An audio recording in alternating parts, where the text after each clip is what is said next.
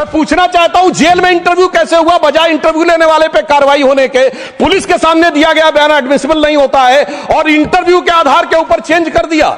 जबकि David Coleman Headley की तीसरी पत्नी फौजिया का अमेरिका में दिया इंटरव्यू है जिसमें सीधे सीधे उसने कहा कि यह पाकिस्तान का इन्वॉल्वमेंट था। दूसरा उदाहरण देना चाहता हूं, इशरत जहां केस। यह दुनिया के इतिहास में इन्वेस्टिगेटिव एजेंसी में एक अद्भुत उदाहरण होगा कि पहले भारत की आईबी और सीबीआई दोनों कह रही थी कि इशरत जहां आतंकवादी है, फिर अचानक सीबीआई ने स्टैंड चेंज कर दिया और कहा वो आतंकवादी नहीं है। मगर सभापति महोदय, आईबी चीफ कहते रहे कि वो आतंकवादी है। यानी ऐसा विचित्र उदाहरण था कि एक ही सरकार की दो एजेंसी एक दूसरे के खिलाफ बोल रही थी और जब हमारी सरकार आई और वो हलफनामा बदलने का आधार पूछा गया तो सभापति महोदय फाइल गायब थी।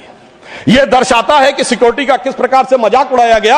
26/11 का हमला हाफिज सईद ने कराया, यह इनकी सरकार मानती थी, मगर हमारे कई सम्मानित नेता उस तरफ बैठे जो कहते थे आरएसएस ने कराया। सिक्योरिटी का जिस प्रकार का मजाक इनकी सरकार में उड़ाया गया है, यह दर्शाता है कि वो सिक्योरिटी किस प्रकार की थी।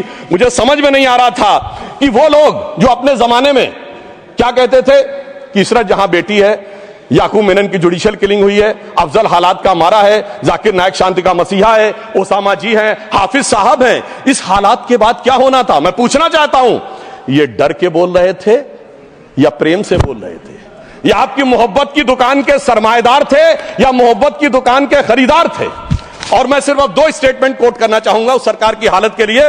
20 जनवरी 2013 को तत्कालीन गृह मंत्री सुशील कुमार शिंदे जी ने जयपुर में वक्तव्य दिया कि आरएसएस के कैंप्स में टेरर ट्रेनिंग की जाती है। और जब सुषमा स्वराज जी ने आके सदन में पूछा, गृह मंत्री ने अपना बयान वापस ले लिया। सोचिए, इस प्रकार का मजाक भारत की सुरक्षा के साथ कभी सुनाई नहीं पड़ता। और 14 जुलाई 2011 को कांग्रेस के एक चिर युवा नेता जो चिर क्रोधित और चिर आक्रोशित रहते हैं, उन्होंने एक वक्तव्य दिया था, but terrorism is something that is impossible to stop all the time. यानी हमेशा के लिए आतंकवाद को रोकना मुमकिन नहीं है। सभापति महोदय, जिस सरकार का चाल चलन ऐसा था उसके हालात में रोकना मुमकिन नहीं था, पर आज मोदी जी की सरकार है तो मोदी है तो मुमकिन है, वो हमने करके दिखाया। मैं दूसरा बताना चाहता हूं उदाहरण। एक दौर था जिस जमाने में 26/11 हमले के बाद से पहले 2007 में आंतरिक सुरक्षा के लिए नीति क्या थी? हवाना में जाके यह कहा कि पाकिस्तान आतंकवाद से पीड़ित देश है। यह भारत सरकार का ऑफिशियल स्टेटमेंट था।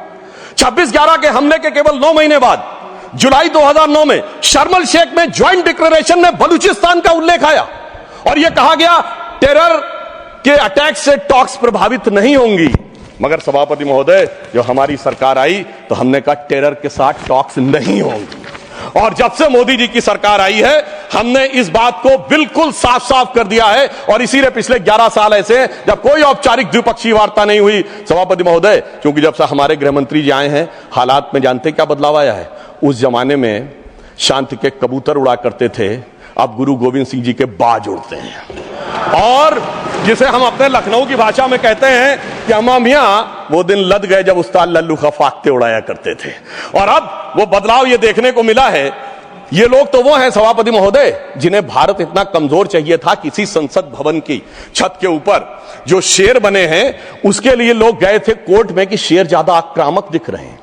यानी इन्हें शेर बिल्ली जैसे चाहिए थे, बिल्ली जैसे नहीं, भीगी बिल्ली जैसे चाहिए थे। परंतु शायद ये भूल गए कि हमारे प्रधानमंत्री जी और गृह मंत्री जी गुरु गोविंद सिंह जी से भी प्रेरणा लेते हैं, शिवाजी महाराज से भी प्रेरणा लेते हैं, महाराणा प्रताप से भी प्रेरणा लेते हैं। और उनकी तरफ से हमारी नीति के लिए कहना चाहूंगा कि मन में है धैर्य और तन में प्रचंड शौर्य, बन चंद्रगुप्त मौर्य प्रलय मचाएंगे। और महाराणा और शिवा की संतति कहाते हम शीश कट जाए भले झुकने ना पाएंगे। और बार बार छेड़िए ना भारत स्वाभिमान को, अन्यथा बाद में बहुत पछताएंगे।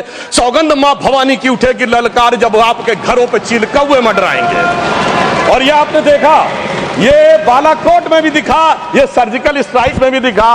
और तब हमारे विरोधी क्या कहते थे? आदमी मरे थे कि कौवे मरे थे, पेड़ गिरी थी कि बिल्डिंग गिरी थी। इस प्रकार के मजाकिया बात करने वाले लोगों को मैं बताना चाहता हूं कि भारत की व्यवस्था, अभी एक विषय का उल्लेख आया हमारे साथी ने, मैं एक बात पूछना चाहता हूं। वोटर डुप्लीकेशन की बात हमारे विरोधी उठाते हैं। मैं कहना चाहता हूं, अगर वोटर डुप्लीकेशन की बात करना चाहते हो तो पहले सिटीजनशिप डुप्लीकेशन तो क्लियर कर लीजिए। क्यों नहीं एनआरसी के लिए हां बोल देते हैं, उसके बाद ये मुद्दा ही खत्म हो जाएगा। भाई जब आप कह रहे हैं कि वोटर्स को लेकर आपके मन में संदेह है तो एक बार एनआरसी करवा दीजिए, दूध का दूध पानी का पानी हो। मगर सभापति महोदय, एनआरसी क्यों नहीं करानी है? उसका कारण यह है कि पिछले चुनाव में सबसे बड़ी जीत कहां पे हुई है? असम की धुबरी सीट पे कांग्रेस के नेता रकीबुल हसन 10,25,000 से जीते हैं। और असम के जो हमारे साथी यहां बैठे होंगे, धुबरी को मिनी बांग्लादेश कहा जाता है। तो इसलिए एनआरसी नहीं करानी है, मगर डुप्लीकेशन का मुद्दा उठाना है। मैं पूछना चाहता हूं जो लोग इस विषय को उठाना चाहते हैं। सर मैंने तो बोला ही नहीं, मैंने तो सिर्फ ये तारीफ की वो जीते हैं। I have just put up the facts and nothing personal. I have said he has got the biggest. Sir हमने तो सिर्फ एक डाटा बताया है। Sudhanshu ji, take your seat. Honourable members, एक second, 1 second. Honourable members, my very extensive ruling is there that this house, the Council of States, is well within its rights to discuss conduct of any person, including member of that house. Not, I will look into it. Look at 1 second. 1 second. Honorable HM. मान्यवर, मैं बड़े ध्यान से माननीय सदस्य का भाषण सुन रहा था। इन्होंने कोई टिप्पणी माननीय सदन के दूसरे सदन के सदस्य के लिए नहीं की। इनका जीत का मार्जिन बताया, वो रिकॉर्ड का हिस्सा है मान्यवर, भारत के चुनाव आयोग के रिकॉर्ड का हिस्सा है। और इसमें अगर थोड़ा ऊपर नीचे होता होगा 2-5 हजार, तो कल भाई लेटर देकर सुधार देना सुधांशु। नहीं, एक सेकेंड। माननीय सदस्यगण, इसी सदन में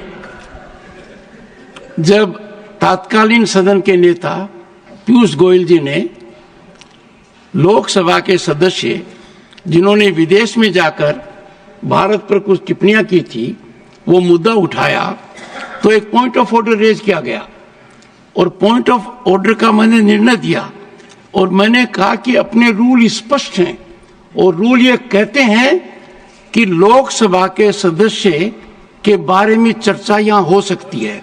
अंकुश एक है नियम में, नियम बहुत स्पष्ट है कि आप आरोप नहीं लगा सकते, और आरोप लगाते हो तो सभापति को सूचित करो। मैंने बारीकी से तत्कालीन सदन के नेता पीयूष गोयल का बयान देखा। उन्होंने लोकसभा के सदस्य के बारे में जो कुछ कहा वो हूबहू लंदन में उन्होंने कहा, और चूंकि वो भारत विरोधी था, as it is, I have to give my ruling. Sudhanshu ji, you will conclude tomorrow. The House stands adjourned to meet at 11 a.m. Thursday, the 20th of March 2025.